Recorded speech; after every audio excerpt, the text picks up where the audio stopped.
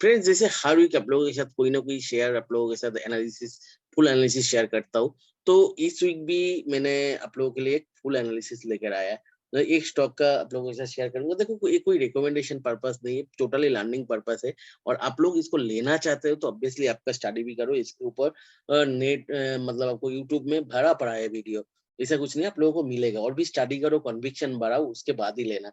क्योंकि मैं SEBI registered analyst नहीं हूँ, तो आप लोगों को कोई ये मतलब रिकमेंडेशन दे नहीं सकता। दूसरा, मेरे को आप लोग फॉलो करना चाहते हो, जो मेरा जो भी मैं फेसबुक में भी पोस्ट करता हूँ, सारी जगह पे पोस्ट करता हूँ, वो सब पोस्ट आप लोग इमीडिएटली आप लोगों को अगर चाहिए तो आप लोग मेरे को मेरा टेलीग्राम ग्रुप पे ज्वाइन कर सकते हो। तो वो ग्रुप पे मैंने वो सब लिंक या तो जो भी अपडेट्स है मैं दे देता हूँ। तो आप लोग मेरे को फॉलो करना चाहते हो तो उस ग्रुप पे ज्वाइन कर सकते हो। चलो फ्रेंड्स, अभी जैसे आप लोग देखा होगा, जैसे कुछ दिनों से जैसे अदानी ऑयल मार्ट लिमिटेड का प्राइस बढ़ रहा है। क्यों बढ़ रहा है? क्योंकि वो मेनली जो है, आप लोग देखा, फॉर्च्यून जो ऑयल है, तो उसका मतलब फॉर्च्यून ऑयल का प्रोड्यूसर है। मतलब वो क्या होता है, जैसे ऑयल का रेट बहुत बढ़ गया है, तो ऑब्वियसली उसको बेनिफिट मिल रहा है। तो देखो अभी क्योंकि क्या हुआ, देखो रसिया यूक्रेन का जो वॉर हो रहा है, उसके वजह अभी वर्ल्ड का जो 75% सनफ्लावर ऑयल आता है उस जोन से ये होता है। 75% रसिया यूक्रेन उस जोन से। तो अभी वॉर की वजह से उस जोन से सप्लाई बहुत कम है, तो ऑयल का प्राइस स्टीप राइज हुआ। और दूसरा जो है, ऑयल का प्राइस की प्राइस हुआ, तो ऑयल के प्राइस राइज हुआ। जो जो लोग ऑयल प्रोड्यूसर है, ऑयल का अच्छा ब्रांडेड प्रोडक्ट बेचते हैं, तो ऑब्वियसली उसका प्राइस एक बढ़ सकता है। तो अभी दूसरा जो ऑयल इंडिया में मतलब सबसे ज्यादा यूज होता है, वो है पाम ऑयल। पाम ऑयल अभी तो सिर्फ जैसे मैक्सिमम ऑयल हम लोग जो यूज करते हैं वो ब्लेंडेड मतलब ऑयल है। ब्लेंडेड मतलब कुकिंग ऑयल होता है। तो उसमें पाम ऑयल का पोर्शन एक बहुत ज्यादा रहता है। और पाम ऑयल से कुकिंग ऑयल में नहीं रहता है। आपको केक, बिस्किट, आइसक्रीम, उसके बाद आपका लिपस्टिक, मतलब और भी क्रीम्स, सर्फ, साबन, ईच एंड एवरीथिंग में मतलब एक ह्यूज पोर्शन ऑफ एफएमसीजी में पाम ऑयल यूज होता है। तो लेकिन पाम ऑयल यूज होते हैं, तो पाम ऑयल के साथ प्रॉब्लम क्या है? प्रॉब्लम ये है, इंडिया में पाम ऑयल उतना प्रोडक्शन होता नहीं है। और पाम ऑयल जो प्रोडक्शन है उसका प्रोडक्शन जो है, मतलब पाम ऑयल इंपोर्ट होता है। 97% of the Indian use import होता है। अभी इंपोर्ट मैक्स मेनली कहाँ से होता है? वो होता है इंडोनेशिया से। तो इंडोनेशिया वर्ल्ड का सबसे largest producer of the palm oil. तो अभी एक न्यूज आया, कुछ दिनों से घूम रहा है, ये पाम ऑयल का, जैसे इंडोनेशिया का क्या इंटरनल भी जो फूड ऑयल है, जो मतलब एडिबल ऑयल है जिसको कहते हैं, तो एडिबल ऑयल का प्राइस राइज हो रहा है। तो वो लोग अपना जो कंट्रोल करने के लिए, अपना मतलब इन्फ्लेशन कंट्रोल करने के लिए एडिबल ऑयल का जो एक्सपोर्ट है वो बंद कर रहे हैं 27 से। तो उसके वजह से क्या प्रॉब्लम होगा? उसके वजह से अभी इंडिया और चाइना दो सबसे बड़ा लार्जेस्ट मतलब consumer of the palm oil है। वर्ल्ड का almost 50% palm oil consume India और चाइना में होता है। इंडिया में 20 to 25%, चाइना में भी वही 30 to 25% तो होता है। तो अभी तो मतलब ऑब्वियसली 27 से अगर वो एक्सपोर्ट बंद कर रहे हैं, तो इंडिया में तो आग लग जाएगा पाम ऑयल में और पाम ऑयल रिलेटेड प्रोडक्ट्स में। दूसरा, पाम ऑयल का तो बढ़ेगा ही बढ़ेगा, क्योंकि इंडिया में मिडिल क्लास बढ़ रहा है। और एफएमसीजी प्रोडक्ट्स में एक मेजर मतलब कंट्रीब्यूशन मेकिंग में मेजर कंट्रीब्यूशन पाम ऑयल का है। तो अभी मैंने उसलिए एक स्टॉक ढूंढ रहा था जो पाम ऑयल का इंडिया में सबसे लार्जेस्ट प्रोड्यूसर है और largest producer of the palm oil है, और टेक्निकली भी चार्ट अच्छा लगना चाहिए। तो ये दोनों का कॉम्बिनेशन में मैंने एक स्टॉक मतलब ढूंढ रहा था। तो मेरे को वो ऐसा एक स्टॉक मिला जो इंडिया का लार्जेस्ट पाम ऑयल प्रोड्यूसर है, जिसके पास इंडिया में जितना पाम ऑयल का फार्मिंग होता है उसका 35% मार्केट शेयर है। और जो फ्यूचर में और भी ज्यादा हो सकता है। लेकिन ये क्या होता है, इसका मेन बिजनेस पाम ऑयल का नहीं है। ये मैंने पाम ऑयल का नहीं है, लेकिन मैंने देखा इसका रेवेन्यू कंट्रीब्यूशन का ऑलमोस्ट 40 to 50% पाम ऑयल से भी आ रहा है। तो इसका बिजनेस क्या है? इसका मैंने देखा मेन बिजनेस है कैटल फूड का है। कैटल फूड का भी मैंने देखा, मतलब बहुत सारे कंपनीज है, लेकिन कोई एक कैटल फूड का हर सेगमेंट में प्रेजेंट नहीं है। तो जैसे अवंतिफीड है, जो मतलब फिश है, श्रिम्प है, उसका कैटल फूड प्रोड्यूस करता है। लेकिन ये जो कंपनी है, ईच एंड एवरी सेगमेंट में कैटल फूड का, ये तो आपका मेरिन जो कैटे मेरिन का जो है फीस है और सिम्स है उसका है, और इधर जो मतलब घर में डोमेस्टिक एनिमल्स होता है उसका भी है, पोल्ट्री का भी है। ईच एंड एवरी सेगमेंट में इसका डोमिनेंट मार्केट पोजीशन है। इनफैक्ट इंडिया में मतलब ये मार्केट लीडर है कैटल फीड में। तो मार्केट लीडर जो होता है तो उसको तो ऐसा ही एक दिन में तो बंद नहीं हो सकता है। तो होगा भी तो धीरे-धीरे होगा, और इसका रेवेन्यू देख के, रेवेन्यू जैसे ग्रोथ है, ये सब देख के लग नहीं रहा है, ये इसका बिज़नेस में उतना ज़्यादा इम्पैक्ट है। चलो ये मतलब कैटल फूड में ऑलरेडी डोमिनेंट मार्केट प्लेस है, और इंडिया का जो पाम ऑयल जो फार्मिंग है, पाम ऑयल का जो प्लांटेशन है, उसका 35% प्लांटेशन इसके पास है। तो ऑब्वियसली ये जो पाम ऑयल का प्राइस बढ़ने वाला है, इसका सबसे ज्यादा बेनिफिट तो इस कंपनी को ही मिलने वाला है, क्योंकि इंडिया का लार्जेस्ट है इसका। तो ये कहाँ से मिला मेरे को, मैं दिखा देता हूँ कौन सा सोर्स से मिला, कहाँ से मिला। मेरे को क्रिसिल का रिपोर्ट से ये मिला है, जे ये है। तो इसके साथ इसका बाकी बिजनेस भी है, मतलब ये one of the largest agrochemical branded products manufacturer है, और इसका प्रोडक्ट्स मतलब कुछ प्रोडक्ट्स में ये वर्ल्ड का भी डोमिनेंट पोजीशन इसमें, मतलब कुछ हार्मोन से जिसमें वर्ल्ड का भी डोमिनेंट पोजीशन ये होल्ड करते हैं, और एग्रोकेमिकल बिजनेस में one of the market leaders है। लेकिन एग्रोकेमिकल बिजनेस अभी क्या है, जैसे रॉ मटेरियल मैक्सिमम चाइना से आता है, तो इनपुट मटेरियल का थोड़ा जो प्राइस हाइक है, तो उसके लिए इसका बिजनेस थोड़ा सा इस क्वार्टर में उतना अच्छा नहीं है, और उसलिए प्राइस इतना, इसका जो प्राइस है उतना गिरा हुआ है। और दूसरा, लेकिन ये सब जो सेगमेंट है, मेन इसका डोमिनेटिंग बिजनेस है कैटल फीड, जो मैंने देख रहा था ऑलमोस्ट मतलब 2012-13 में इसका 80% रेवेन्यू कैटल फीड से आता था। लेकिन अभी 2020 में देखेंगे तो उसका, उसने बिजनेस को इतना डाइवर्सिफाई किया, तो उसका अभी almost less than 50% cattle food से आता है। तो और बिजनेस को इतना ही वो डाइवर्सिफाई किया। मैं पूरा डिटेल में आता हूँ। ये सब डेटा कहाँ से मिला, नहीं मिला। चलो उसके पहले कंपनी का आपको मतलब नाम बता देता हूँ। वो है गोदरेज एग्रो लिमिटेड।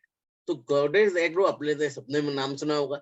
ये मतलब इंडिया का one of the respected promoter Godrej group का कंपनी है। अम, तो गॉडरेज एग्रो मतलब सबको तो ऐसा लगता है सिर्फ कैटल फूड में ही है, ऐसा नहीं। पाम ऑयल में इंडिया में डोमिनेटिंग है वन ऑफ द। तो इसमें देखो मंथली चार्ट, पहले टेक्निकली मैंने डिस्कस करूंगा। मंथली चार्ट अगर देखूंगा, देखो मंथली चार्ट पे क्या है, एक डाउन ट्रेंड इसका लिस्टिंग के टाइम 2018 का आसपास, तब से एक डाउन ट्रेंड चल रहा था। और वो डाउन ट्रेंड को मैंने इधर एक 10 लाइन से जोड़ूंगा, तो इस जगह पे अच्छा खासा वॉल्यूम से डाउन ट्रेंड इसे ब्रेक किया। अगर इस जगह से देखेंगे डाउन ट्रेंड कहाँ से चालू हुआ था, इस जगह से एक अप ट्रेंड चालू हुआ था, तो ऑब्वियसली उसको हमेशा प्रोटेक्ट करते हैं। देखो उस जगह से एक फिर से अप ट्रेंड चालू होने की कोशिश करे, लेकिन देखो उसको तो सेव नहीं कर पाया, तो थोड़ा सा नीचे आया, लेकिन नीचे से उस जगह से बाइंग आया।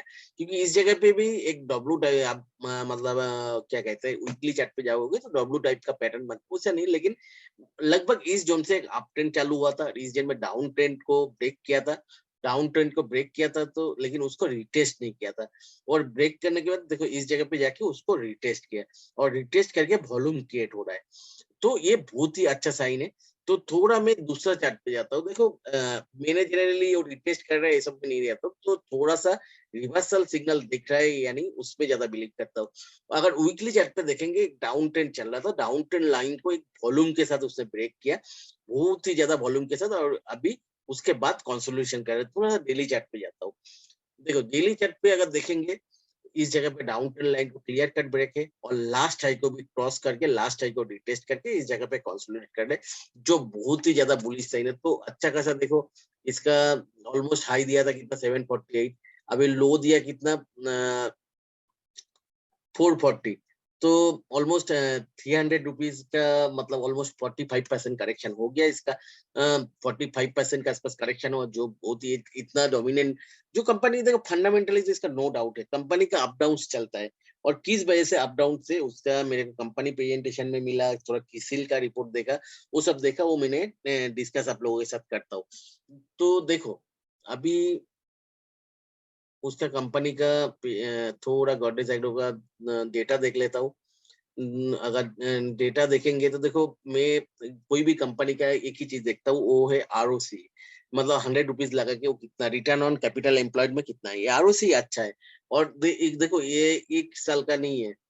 इसका अगर मैंने देखूंगा कंटिन्यूअसली ईयर आफ्टर ईयर, इसका आरओसी 20 के ऊपर ही मेंटेन हो रहा है। आफ्टर कोविड थोड़ा सा इम्पैक्ट हुआ, क्योंकि वो बहुत सारे कंपनी का वो इम्पैक्ट हुआ, लेकिन उसके बाद भी ऑलमोस्ट 20 के आसपास आरओसी जो गुड है।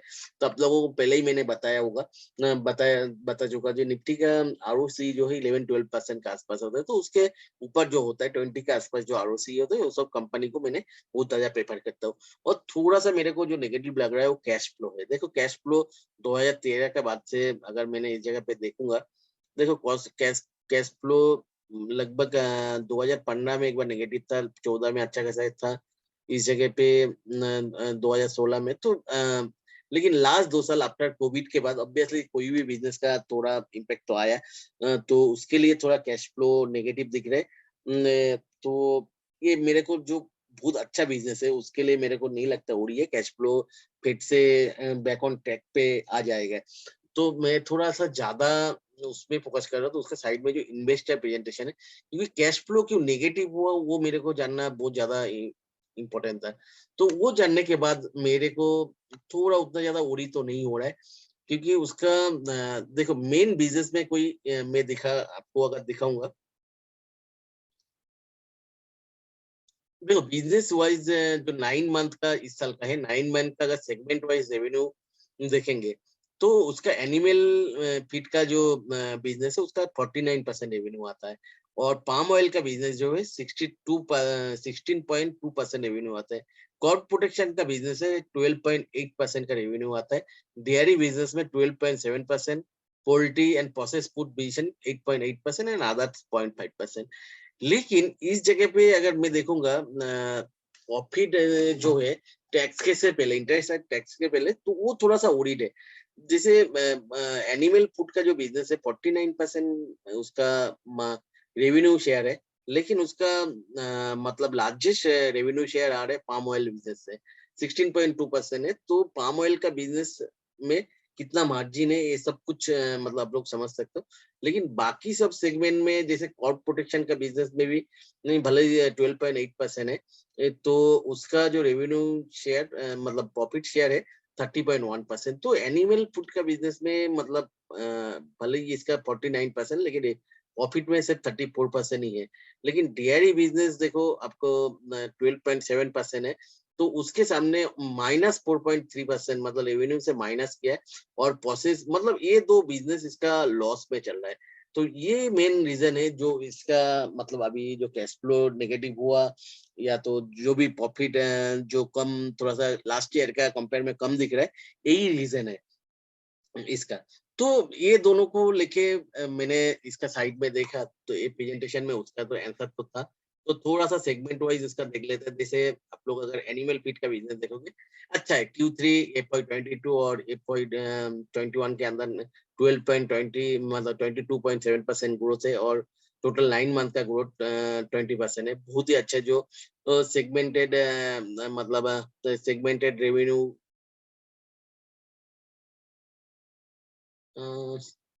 जस्ट 1 मिनट, मैंने इधर से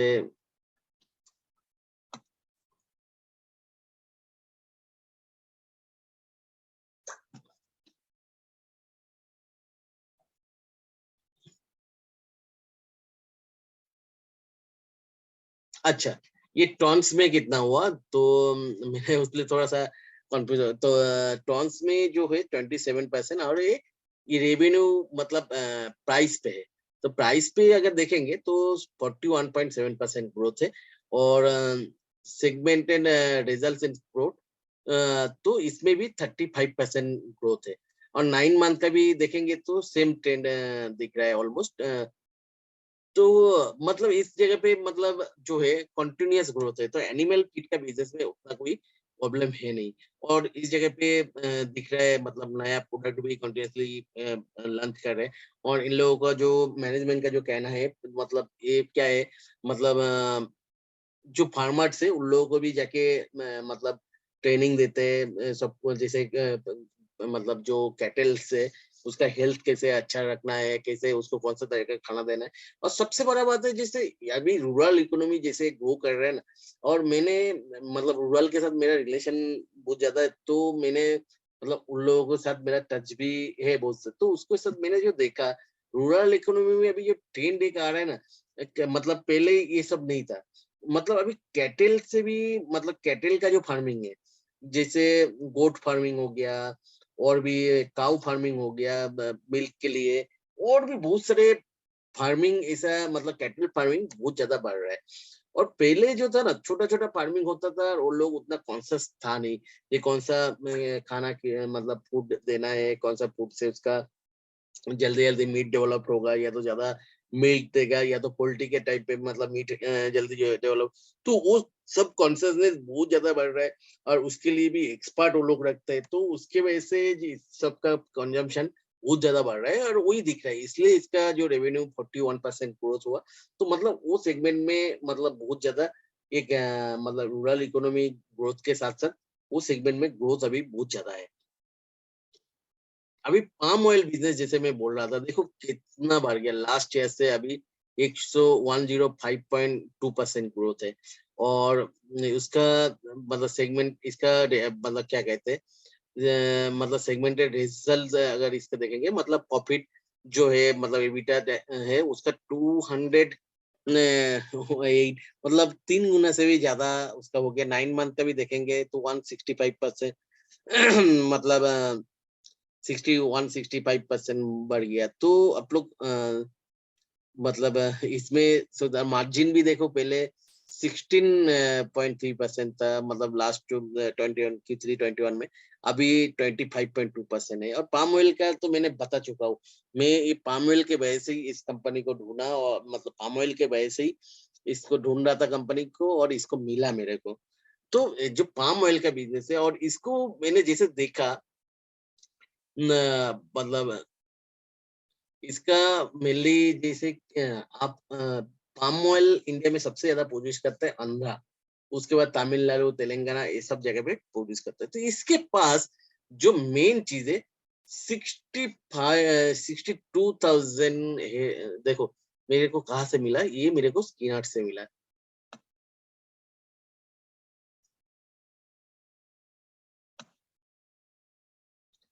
इसके बाद 61.7 एकड़ मतलब ऑयल पाम ऑयल प्लांटेशन है across the Andhra Pradesh, Telangana, Tamil Nadu, Goa, Maharashtra and Mizoram, जो बहुत ही बड़ा मार्केट शेयर है। मतलब मार्केट है, is a major player of domestic oil palm plantation with the market share of the मतलब प्लाम जो प्लांटेशन है उसका 35% मार्केट शेयर है।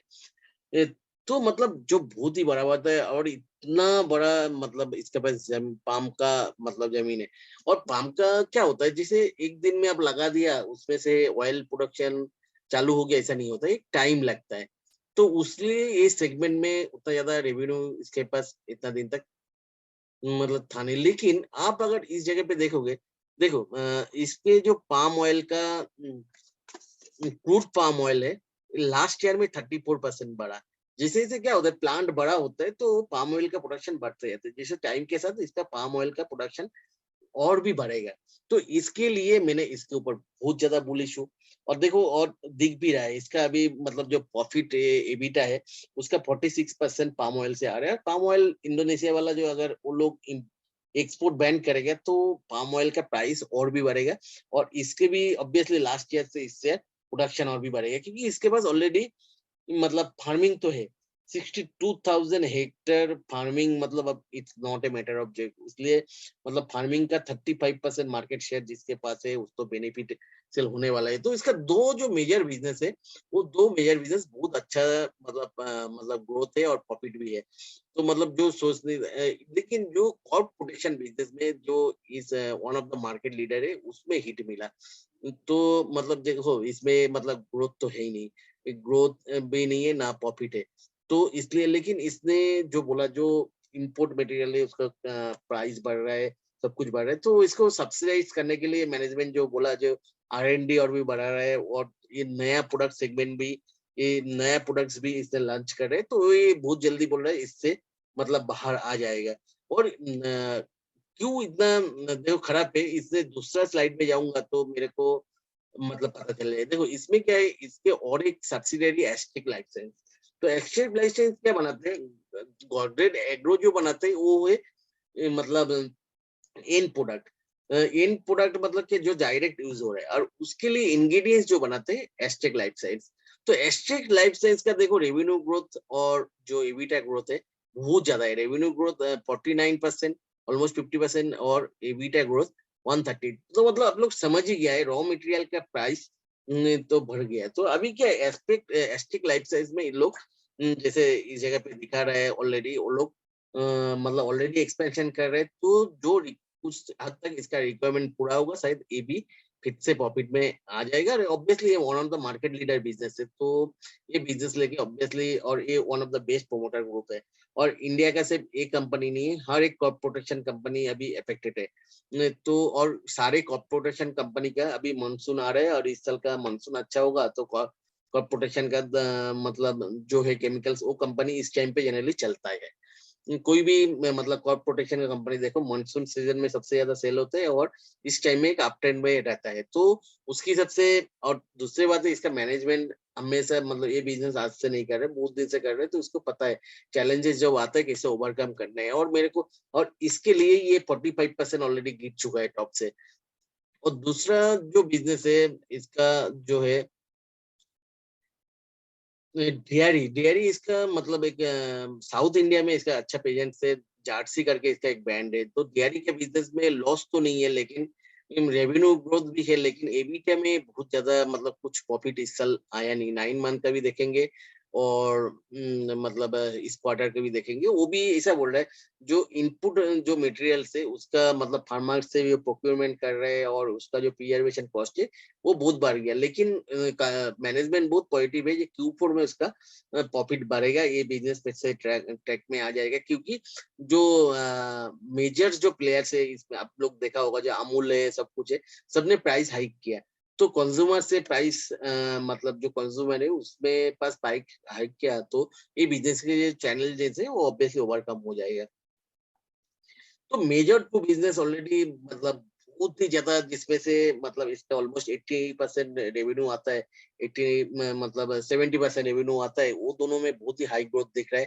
क्रॉप प्रोटेक्शन बिजनेस थोड़ा सा म्यूटेड है, और डेयरी बिजनेस मतलब थोड़ा सा म्यूटेड है। और एक जो बिजनेस है इसका वो भी बहुत अच्छा है, उसमें भले ही ग्रोथ 31% है, लेकिन उसमें वो बिजनेस में लॉस आया है एबिटा में। क्योंकि वो क्या होता है, एक प्रोसेस फूड का बिजनेस है। ये नॉन वेज जो प्रोसेस फूड एमईज करके, ये मैंने बैंड्स को बहुत जगह पे देखा है।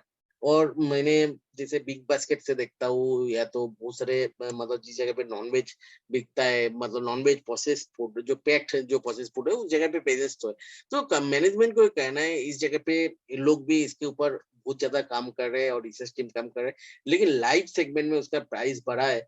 तो उसके लिए इसमें थोड़ा सा डीप है, और उतना क्लियर कट इसमें मतलब मेरे को उतना क्लियर कट डायरेक्शन नहीं मिला इसमें, जो कैसे इससे निकलेगा। लेकिन मेरे को बिलीव है गोदरेज का मैनेजमेंट के ऊपर, जे ये इतना पुराना कंपनी है, और इतना अच्छा ग्रोथ जो है ऑब्वियसली ये कॉस्ट के ऊपर काम करेगा। और ये क्या है, जो नया डेवलपमेंट है इस सेगमेंट में, जो यूएस का एक बहुत बड़ा प्रोसेस फूड का ब्रांड है वो टाइकून फूड, तो उसके साथ इस कोलैबोरेशन भी है। तो ऑब्वियसली मैं जो देख रहा है, मतलब जिस हिसाब से मार्केट कैप्चर कर रहे हैं, शायद कंपनी अभी प्राइस कम रख के मार्केट कैप्चर कर रहे हैं, और धीरे धीरे उस सेगमेंट में भी R&D के ऊपर काम करेगा, सब कुछ करेगा। और दूसरा जो मतलब बैकवर्ड इंटीग्रेशन पे भी ये लोग काम कर रहे हैं। तो मतलब बैकवर्ड इंटीग्रेशन के लाइव जो है, लाइव इसका जैसे पोल्ट्री है, तो पोल्ट्री का पूरा प्रोडक्शन खुद के पास रखना है, मतलब बाहर से नहीं खरीदना है। तो उसका जो मार्जिन है, ये और भी बहुत सारे, जैसे फिश का भी प्रोडक्शन खुद के पास रखना, तो बाहर से नहीं लेना। तो ये सब करके बैकवर्ड इंटीग्रेशन के ऊपर भी ये लोग नजर देके ऑब्वियसली कुछ ना कुछ तो मैनेजमेंट करेगा, क्योंकि इतना अच्छा मार्केट जिसमें ग्रोथ करेगा। तो ये दोनों लेके मेरे को उतना टेंशन नहीं है, और इसमें रेवेन्यू का भी ये मतलब उतना वो नहीं है। तो फ्यूचर में जो इसमें देखो, पहले तो कैटल फूड, पहले एक्चुअली क्या ये सब जो बिजनेस है ना, ये सब वेरी न्यू है। जो मेन बिजनेस इसका था कैटल फूड का, जो ये लिस्टिंग हुआ या तो उस टाइम में, बाद में बाकी ये पाम ऑयल का बिजनेस आया, लेकिन पाम ऑयल का बिजनेस भी बहुत ही ज्यादा ग्रो कर रहा है। तो जिसमें ये आ रहे हैं, देखो जिस बिजनेस में है धीरे धीरे मार्केट लीडर बन रहे हैं, तो मेरा बिलीव है बाकी सेगमेंट में भी, जैसे प्रोसेस फूड सेगमेंट या तो क्रॉप प्रोटेक्शन में ऑलरेडी ये one of the market leader है, लेकिन सारे जगह पे ये बैक करेगा, क्योंकि इसका प्रोमोटर जो है गॉडेज, इंडिया का one of the oldest promoter है, और मतलब बहुत ही अच्छा अच्छा कंपनी मतलब इसके पास है। जैसे गॉडेज कंज्यूमर है, गॉडेज आप लोग सबने सुना होगा, गॉडेज कंज्यूमर कैसे मतलब year after year wealth create किया। तो गॉडेज प्रॉपर्टीज है, तो बहुत ही अच्छा ग्रुप है। तो ये इस ग्रुप के ऊपर प्रमोटर का देखा ऑलरेडी, इसका 2 सेगमेंट मार्केट लीडर है, तो बाकी सेगमेंट में भी ये लोग टर्न अराउंड करेगा, उसका मेरे को तो भरोसा है। तो इस जगह पे, और सबसे बड़ा बात है टेक्निकली मेरे को बहुत अच्छा लग रहा है, तो इस पे मैं थोड़ा सा अमाउंट ऑफ मनी इसमें लगाऊंगा मैंने। लेकिन इसमें मैंने एक स्टॉप लॉस मैंने जरूर रखूंगा इसके ऊपर। स्टॉप लॉस कहाँ पे, ये जो लो है जो 440 का आसपास है, वो तो 440 का नीचे जाएगा, तो अभी कितना है 494 है, तो 440 के नीचे अगर वीकली क्लोजिंग बेसिस पे क्लोज होगा, तो मैंने इसमें से एग्जिट करूंगा। और एंट्री कैसे करूंगा, एंट्री देखो इस जगह पे मैंने अभी 50% लूंगा, और भी नीचे जाएगा तो मैंने इसमें इस मतलब 440 का आसपास मैंने और भी लूंगा। उसके बाद अगर स्टॉप लॉस चला गया तो मैंने निकल जाऊंगा, उसे कुछ नहीं। और अगर ऊपर चला गया तो इसके ऊपर बाकी 50% मैंने तो मेरा इस पे जो प्लानिंग है बहुत क्लियर है। मैं इसके ऊपर पाम ऑयल के लिए मतलब प्ले कर रहा हूँ, और ऑलरेडी कैटल फूड में वन ऑफ द मेजर है। और कैटल फूड का जो मार्केट है इंडिया में, वो क्या है, बहुत ही सेगमेंटेड है, और उसमें मतलब ह्यूज ग्रोथ आ सकता है। क्योंकि इंडिया में मैंने जो देखा रूरल में, ये अभी कैटल का फूड ये सब लेके मतलब कैटल का सबसे बड़ा बात है, जो डोमेस्टिक कैटल का बिजनेस है वो बहुत ज्यादा बढ़ रहा है। और दूसरी बात है कैटल को क्या खिलाना चाहिए नहीं खिलाना चाहिए, ये सब लेके अवेयरनेस बहुत बढ़ रहा है। दूसरा बात है रूरल इकोनॉमी डेवलप कर रहे हैं, तो रूरल इकोनॉमी जब डेवलप करते हैं तो इन आदमी ये सब चीज में ये बहुत ज्यादा मतलब इन्वेस्ट करते हैं। दूसरा है पाम ऑयल का जो बिजनेस है, ये दोनों बिजनेस के लिए ही अभी इसके में मैंने मतलब इन्वेस्ट करूंगा। तो और बाकी जो बिजनेस खराब दिख रहे हैं वो ऑब्वियसली मेरा मैनेजमेंट के ऊपर बिलीव है, वो लोग टर्न अराउंड करेंगे, क्योंकि ये वो लोग R&D के ऊपर, कॉस्ट कटिंग के ऊपर काम कर रहे हैं ऑलरेडी, जो मेरे को प्रेजेंटेशन से मिला मैनेजमेंट को। तो इसमें मैं बुलिश हूँ, और मैंने थोड़ा क्वांटिटी इन्वेस्ट करूंगा इसमें। चलो फ्रेंड्स, अभी के लिए इतना ही, बाय बाय। वीडियो अच्छा लगे तो इसको लाइक एंड शेयर जरूर करना, और मेरे को बताना जरूर जो कैसे लगा वीडियो।